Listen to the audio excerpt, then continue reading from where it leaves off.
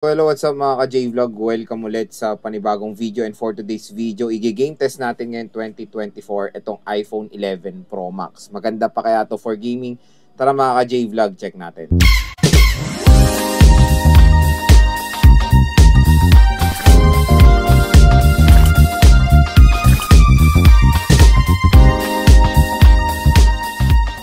So yun nga, balak ko i-game test nga itong iPhone 11 Pro Max ngayon 2024, and quick reminder lang, yung nakuha lang nating storage is yung 64GB, kaya very limited lang yung mga nalagay kong games. Ang naka full download na resources dito is Genshin.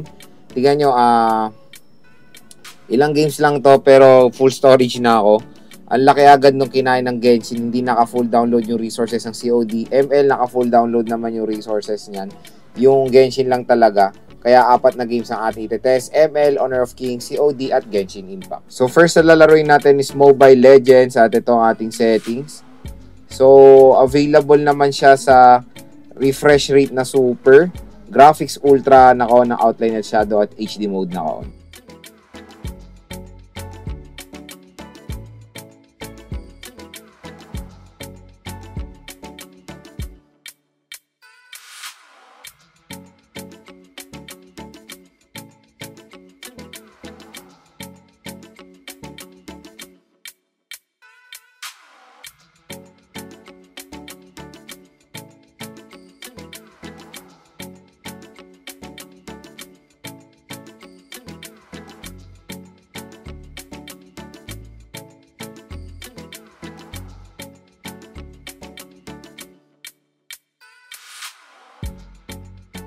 So pagdating sa Mobile Legends, nakaset tayo sa mataas sa settings at super playable siya. Smooth naman siya mga ka-J-Vlog. So pagpasensya nyo na naglaro tayo sa AI dahil naka low credit score ako. Pero kahit na AI, yung mga kalaban na, yung mga kasama naman natin is real players yan. So when it comes naman sa Mobile Legends ay okay naman ng performance dyan ni iPhone 11 Pro Max. Playable siya. So next is Honor of Kings. Set natin yung settings niya. So graphics natin nasa high resolution ultra.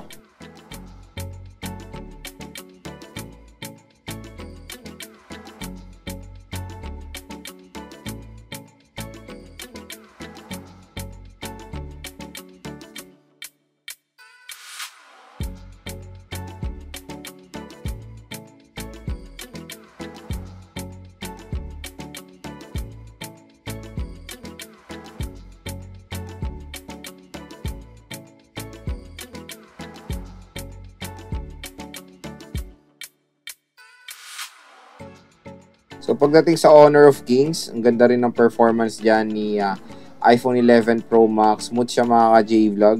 No frame drops at all, no problems, and no lag. Tayo na-experience dito sa Honor of Kings sa iPhone 11 Pro Max. Okay na okay siya i-recommend dito sa game na to. So next is Battle Royale and multiplayer.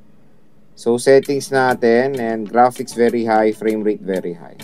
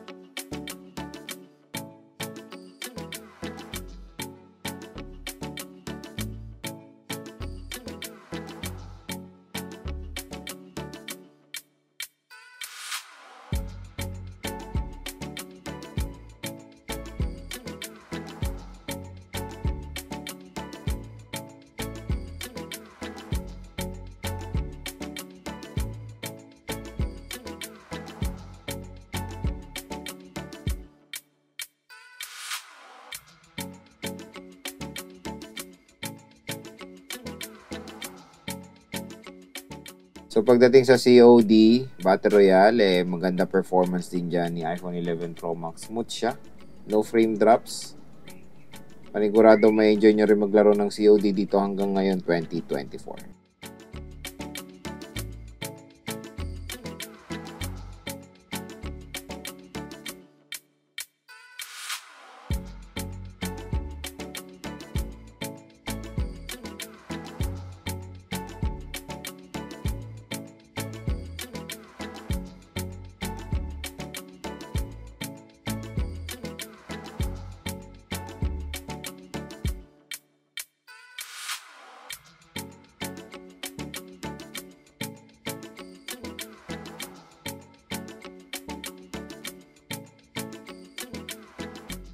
Ayan, playable din siya dito sa multiplayer. Mas lighter yung load, mas maganda yung movement, mas smooth siya.